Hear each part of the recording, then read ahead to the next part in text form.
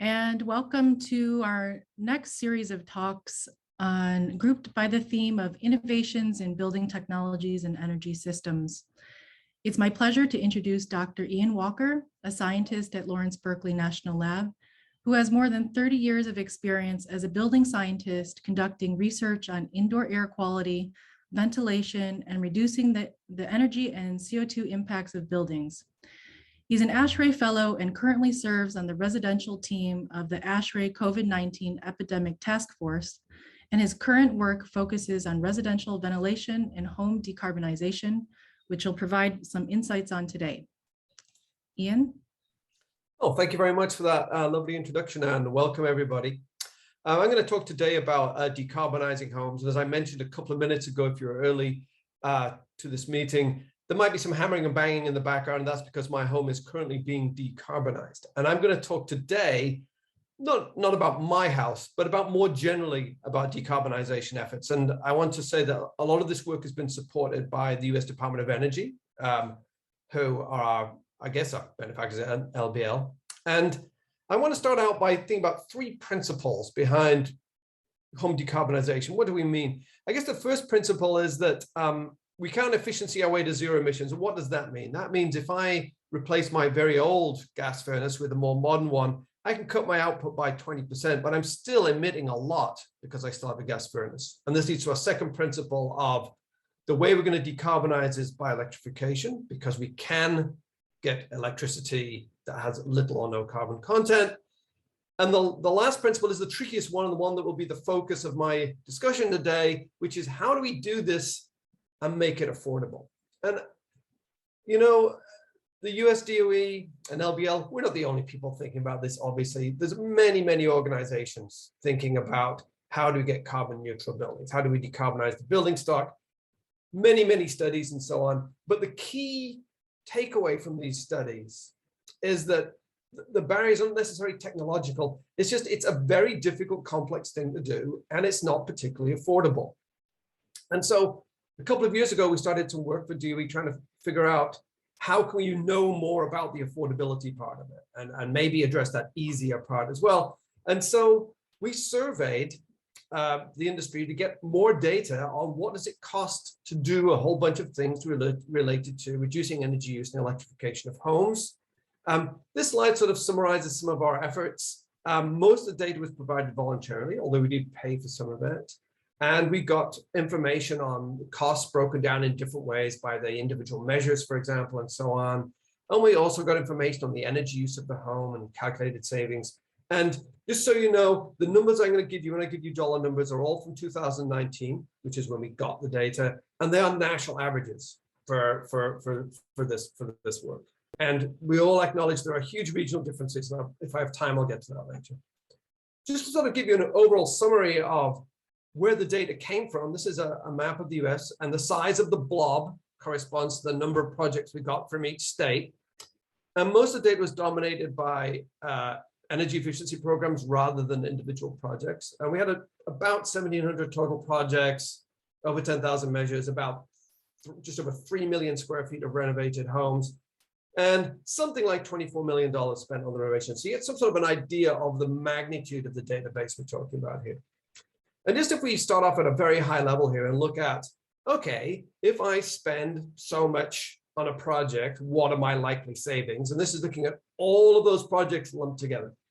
And you can see that as you spend more money, and in this case, I've given it in dollars per square foot, you can see your carbon savings generally go up. But to get to a reasonable target, like say halving your carbon emissions, you need to spend about $20 to $30 per square foot. And there are some diminishing returns. There's some very expensive projects that didn't necessarily save a lot more energy.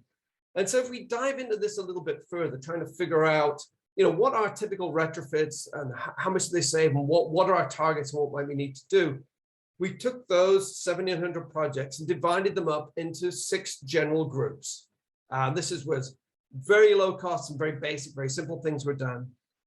That plus additional HVAC was the second category. Then we had projects which did much more on the HVAC, which often required complete removal of systems. but none of those saved enough carbon. If you, the numbers in percentages there in the brackets of the CO2 reductions on average for these projects, and they all were in between the 20 to 25%. If we really want to get serious, it's the projects on the right-hand side we care about, which are doing crazy things like geothermal, which are super expensive from sort of the equipment installation point of view, which is the yellow part of the bar. Super insulating homes, which is I would call the traditional way to get big retrofits, is to basically rebuild the entire building shell. Those turn out to be expensive. You need to invest a lot of money in the envelope compared to equipment and PV.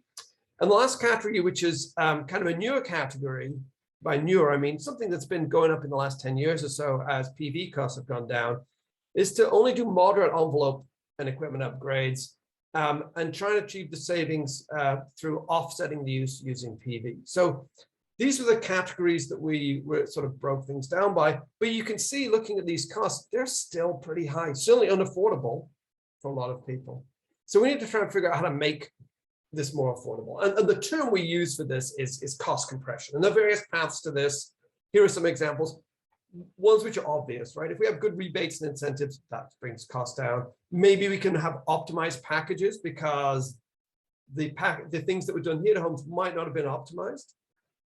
Maybe there's some technology innovations coming along that will bring the cost down. Then there's sort of what I would call business related costs, or the soft costs of, it's not just the purchasing and installing of the equipment. There's a whole bunch of other stuff needed to actually have these projects work. Also, there's new metrics, new ways of sort of thinking about how to plan programs and how to plan an individual retrofit for a home that I'll talk about. And lastly, maybe there's some really, really inexpensive, lower cost ways to go about these things. So sticking with those same basic 6 types of projects, we looked at, if you look at the energy savings and convert that into the cost that could be supported, that's the blue bars here. And here we're assuming that you borrow the money to do the work at a long-term low interest rate. So this is sort of really upping the blue bar. It's the highest cost that we supported by the savings. That yellow area shows us how far short we are of paying for these innovations by the savings on our energy bills. And you can see that the lower cost, low impact projects actually are not too bad. They will often be supported by, if you could borrow the money in a mortgage, be supported by the savings. But if we want to get to higher savings, those yellow sections are still, you know, a big barrier. Although smaller with these more recent projects looking at electrification with PV, rather than the geothermal and super insulation approaches, which have very, very high embedded costs. So let's look at some ways of maybe addressing that. I mentioned rebates earlier, and all of you listening probably know this is a contractor favorite. It's a great, great sales tool to tell somebody, here's the project cost, but here's X thousands of dollars I can save you because of these great rebate programs. There's lots of them around, and people love to get a deal. So it's a great marketing thing. It's a great stimulus. And if we look at something like a 25% rebate, you can see how it changes what I would call the affordability here, right? That yellow bar, which is the savings we need to make, actually gets pretty small for that electrification with PV that is a 70% carbon reduction. So this is starting to look like a more feasible thing to do if we have rebates. And I should say that all those projects in this database, almost all of them got rebates. And the 25% number is slightly on the high end, but 20 to 25% was pretty typical of the rebates that people were getting for their projects. So 25% rebate is not an extreme number. Another way to think about this is maybe we could do some optimization. And the way we looked at that was we again looked in our database and we broke things down by measures you could do to the envelope. And we picked 4 different levels where maybe you do very little, typical weatherization, home performance, and the DER stands for deep energy retrofit, which means you're basically recladding the whole home. Then we looked at the equipment, the heating, cooling, and hot water systems. Basically, this broke down to 2 levels. And it's just reflecting the fact that heat pumps cost more than their gas equivalents. And lastly, if we're looking at photovoltaic systems, we picked 3 different system sizes and their corresponding costs. And then what we did was we did an optimization where we melded all of these things together. And if we do that, and we specifically look at the solutions that ended up with the highest carbon savings, here in the 60% to 70% range, which is probably what we want to be aiming for, we can see that The various columns on the left there are looking at those combinations of the features I just mentioned earlier. You can see the lowest cost approaches are generally these ideas where we do some moderate envelope upgrades. Some basic air sealing and insulating is a good idea. We invest in some heat pumps, which is with the equipment bar, and then some PV systems to sort of offset the use. They are looking at the most affordable, lowest cost ways to get to these high savings. And I do want to emphasize a little bit in italics there. This is sort of a bit of a segue from what we're basically talking about today, which is some of these costs are much, much higher compared with other countries. And I think it's important for us to learn from other countries and see what they're doing. In the US, we have about the highest PV costs of anywhere in the world for installed PV. And there are definitely efforts underway to try and reduce that. Our colleagues at NREL, for example, are working on changing the code requirements for PV installs and so on to make them cost less. But there's clearly some work to be done there. If we look now, this was looking at, grouping lots of measures together to try and come up with a whole building retrofit. We can also look at cost compression on individual measures. And here's an example looking at ductless heat pumps, which are a very common aspect of home electrification. You can see there, we'll look at the installed cost per ton. And in our database, that was about $4,400 a ton to install these devices. And then we thought about what are things we could do to reduce those costs. And things like, if you could automate the sizing calculations or get a volume purchasing discount, reduce the cost to actually troubleshoot these things once they're installed. Or there are new technologies coming where we can plug into existing 120 volt circuits and we don't have to start rewiring the home. That can save you a considerable amount of money. If we look at these potential savings, we can really drop that cost down substantially by about 25% or so. And you can repeat this exercise for other measures. Some have bigger capacity for reductions than others, but this sort of gives you a flavor of some of the cost compression ideas that we are kicking around with DOE, with utilities and other programs and so on, to try and manage these costs a little better. A key thing that comes up all the time in home electrification is panel replacement. It turns out it's very expensive. I've given some typical costs here that we look from RS means and some other reported numbers. This number is highly, highly variable nationally, however. Here in the Bay Area where I live, we pay the most for everything. And these numbers are very, very low for the Bay Area. Like I said, this is currently happening at my house. It's about $6,000 at my home to replace the panel. That's a substantial amount. If we don't have to replace the panel, that would be fantastic. And it turns out people are working on that. There's some innovative technologies that are going to let us do things like share circuits with smart circuit splitters, things like programmable subpanels. And also something I mentioned a couple of minutes ago, if you don't have to install a whole new 240 volt circuit in your home, that's a big cost saving. So there are things like combination heat pump, clothes dryers and washing machines. We're shortly to have heat pump water heaters, and then for heating and cooling, there are these through-the-wall heat pumps and other small devices which are low power, so they don't need a big amperage circuit or a high voltage circuit. And then there are our friends Tom Kabat and Sean Armstrong and others who've come up with this idea of let's go on a watt diet. And they've produced great calculators that help you estimate how do I rewire my home so I can run it off my 100 amp panel, not have to upgrade it, and still do all the things I want to electrify my home. And this is a great, great idea and something that I think we need to try and roll out nationally, which is let's not replace every panel in the home. This also has big advantages for utilities because a lot of the way they size what's out on the power poles on the street and so on is based on the average of the service of all the homes or buildings that are connected. And if we can keep everybody below 100 amps, that really helps out the utilities in terms of the investments they have to make. On the other side of this equation is the energy savings from reducing your bill, right? And one of the ideas that we're looking at, this is sort of in the innovation phase, although, home batteries have been around for a while, is time shifting and storing. And we'll probably need to do this anyway if we're going to take advantage of a decarbonized grid. And the idea is when low carbon and cheap electricity is available, you store up your electric battery or thermal storage, and you get to use it all when you need it. This allows us some cost offsets. It means you can have a smaller heat pump, because you can have a small heat pump that runs for a long time, and you get the extra capacity by discharging your battery or your thermal storage when you need a lot of capacity. For example, if you've got a whole bunch of teenagers showering in your house and some more hot water, or if you're using a thermostat which turns down the heat at night and you want some extra capacity in the morning to heat up your home, you can do all these things. However, they're currently expensive, but these technologies are developing right now. And I think these are going to become more common in the future. And again, utilities like these too, because they eliminate, they reduce rather, the peak demand on the electrical system if you can smooth that out with storage.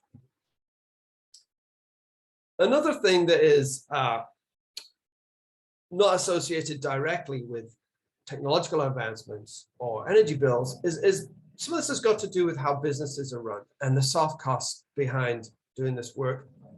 And if we look at comparing new construction, typical residential remodeling, and then the energy upgrade businesses, the overhead and profit is much higher in the energy upgrade industry. And so there are some good reasons for that. Things like each individual project design can be complicated, takes time.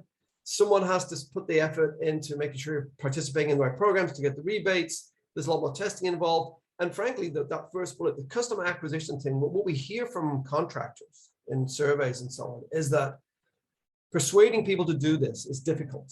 And they have to put a lot of upfront effort into getting customers to sign on the bottom line and commit to these relatively expensive things. And that is something that is a cost to their business. And we need to find ways to kind of reduce these things to help the contractors and help the industry mature and become something that is going to be much more mainstream. There's also some soft cost compression involved in things like, how about going national and being a larger company and amortizing some of these costs? And there's several companies doing this. I'm not endorsing these individual companies, by the way, but these are just some examples where they're eliminating a lot of overhead with just doing everything online.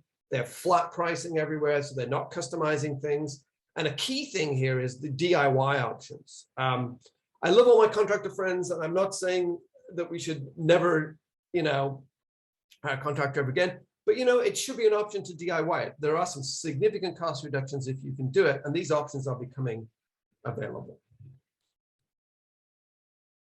I've just got a couple more points here, and then we'll break for questions.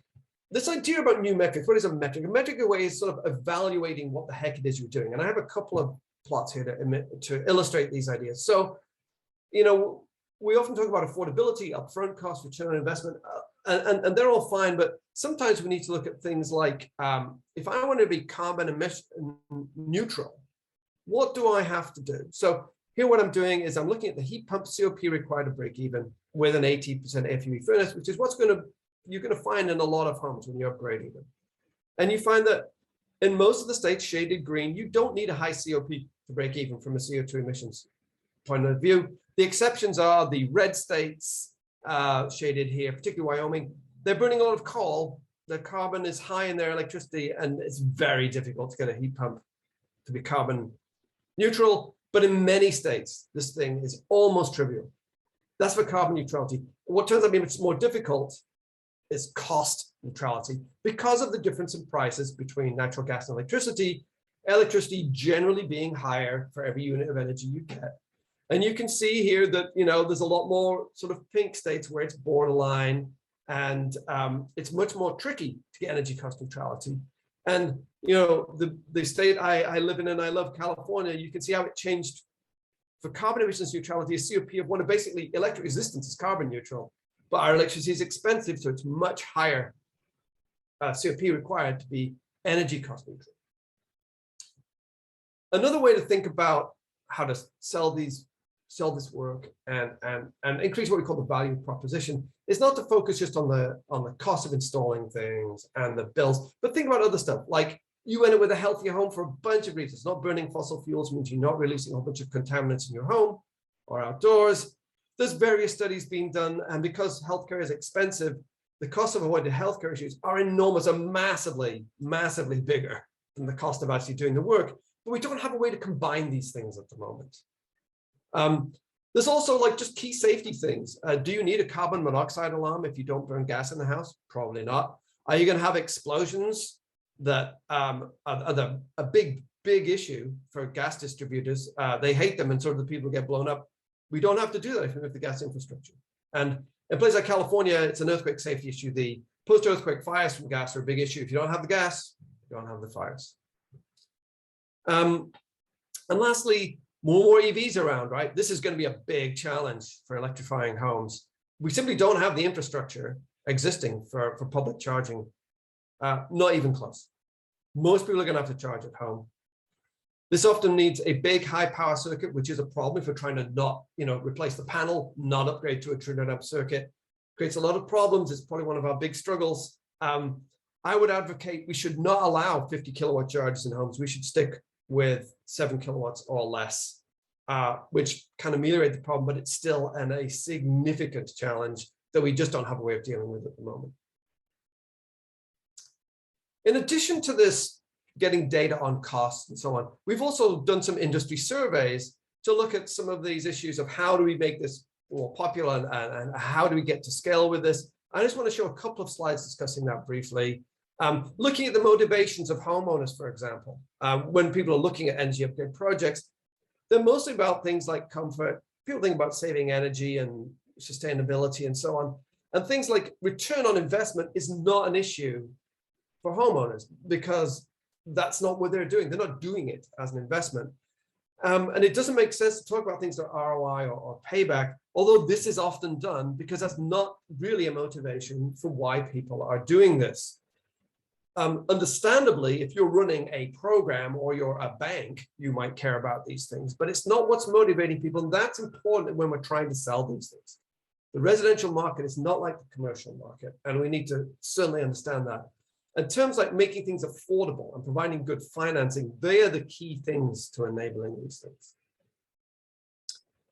And if we look at this from the perspective of contractors in the industry rather than homeowners, looking at some of the biggest barriers to doing this work, the classic, nobody wants this, the lack of demand comes to the top. It's certainly true that we don't have a reliable workforce readily available to this. We're super short of contractors. Anyone doing this right now, like I am, knows that contractors are absolutely slammed. And then there's the typical things like you go to an old house like mine and start working and find out that, all that old knob and tube wiring has got to come out. These unforeseen things really jack up the cost. So there's a lot of factors about getting to scale that aren't just the cost and so on that we also need to be aware of. And I'll close out here by saying, the title of my talk was, is there a pathway to decarbonize homes? How might we get there? And I think basically, yes, we know what to do. There are basic things that will apply to just about any home out there, which is do basic air sealing and insulating, add heat pumps to replace the fossil fuel appliances, and some solar PV on the roof. And that seems to be the lowest cost, easiest way to get to high carbon savings. That will work in a huge range of homes. We definitely need cost control, like reducing the need for panel and service upgrades is important. We should not do really costly things unless we really need to. An example would be, spending $90,000 to reskin a house. Maybe there are other approaches, like in the basic package. We definitely need financing and rebates to make this affordable. We do cost compression for individual methods. Streamlined permitting and new business models are also needed. And there are code barriers that we're struggling to deal with that, related to the costs and so on, that there's certainly active ways to go about that. And something that's key for this audience is, boy, we wish we had more contractors who knew how to do this work. That is the real barrier now. If you want to decarbonize your home here where I live in the Bay Area, you're waiting at least a year for a project start. And that is a huge barrier to persuading people to do this. We're currently actually it's super hard to get heat pumps right now, particularly heat pump water heaters, and we just don't have the manufacturing base available. We need to really stop making furnaces and start making heat pumps. And lastly, the whole value proposition for homeowners need to include things like health, safety, and comfort. It's not about, are you going to make money by decarbonizing homes? Because the answer is no. And one last slide is, there's a ton of people working on this, all doing fantastic work. I just want to illustrate a couple of resources that I've enjoyed using. There are certainly others. Our friends at Rewiring America have like very, very high level public debate and very, very encouraging reasons why we need to electrify our homes. And then at the other spectrum, we've got our friends at Red Energy, who produce great guides on here's how you can do it in your house in an affordable way. And I'll stop there. And I think we have 5 minutes left for questions. Thank you so much, Ian. There's a few questions and comments that came in.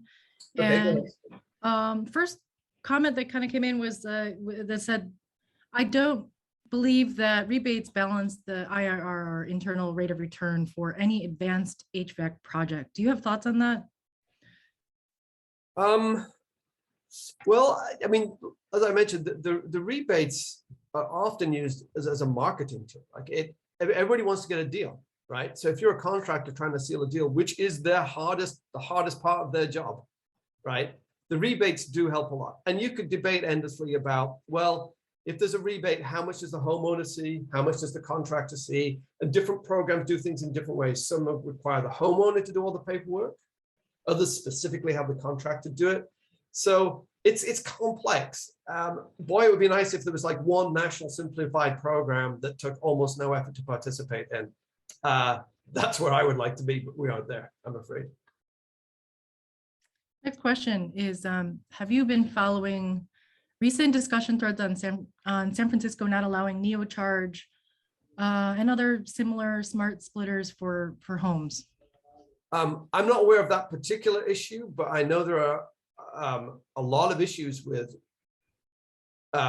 code requirements and inspectors. They're seeing things they haven't seen before, right? And they're often not comfortable with them. And the NEC and the electrical code in general, I think we need to put a bunch of effort into that to figure out how do we get the code to recognize some of these new technologies and make it acceptable to, say, share circuits between multiple devices and have that be an acceptable thing. We really need to do a whole bunch of work on that. And that includes, technical work in the field, monitoring homes to find out how many amps do they actually draw? How often are they getting, within 80% of their maximum amperage and so on? We just don't have a lot of data on that. It'd be nice to be better informed, because I think without that, it's going to be a hard sell to go to the codes and say, hey, it's going to be okay if we max out on the amperage with everything plugged in, because we're never going to reach that point. I think that's an interesting place where research needs to be done. One audience member, I think this is in response to the comment about the rebates balancing the internal rate of return for advanced HVAC projects, said that we 100% pass incentives and rebates to our clients. It does help close upgrades and nice to do efficiency upgrades. I'm sure. I wasn't claiming that was there. Just this is what comes up in discussion all the time. I'll try and say this politely. There are people who are opposed to doing this work, and they make arguments like those rebates just go to contractors, not to the homeowners and so on. I'm just pointing out that this is part of the, the national and global discussion we're having to have. Hopefully that makes sense to people. I don't want to get into the, what utilities are doing what and what states are doing what on the talk. One person commented that they said, I find the contractor community woefully unprepared to serve motivated, interested homeowners. Do you have any advice to educate the contractor community? Wow. I think it's a tricky one because a lot of contractors, they're very happy doing what they're doing right now. And they're making money doing it. And people like me come along and say, stop doing the work you enjoy and love and have been doing for many, many years and are making a lot of money on, and do this very risky thing over here. That is a really, really hard thing to do, right? So yes, I think it would be great if more contractors were interested in doing that and trained their colleagues and workers to do it and were more engaged. But it is very difficult. And I completely understand contractors who do not want to do this work because, like I said, they're already running successful businesses.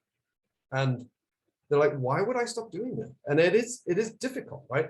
And it's a chicken and an egg. If there was a lot more demand more contractors would come and do this work. But without more contractors to do it, it's hard to generate demand, and we end up, it's a bit of a catch-22 really. Ian, thank you so much. I know that there's a couple of other questions that came through and that we weren't able to get to in this time. Yeah, I see we're out of time. Yeah, but I want to remind the audience that if they have any questions, that burning questions they want to send over to Ian, you can go to the LBNL booth. And Ian, if you're able to make it over there, that's great. They can interact with you live, but otherwise send a message over to him that way, and we can either have him check in later or we'll forward those questions over to you. Thanks, Laura. Thanks so much.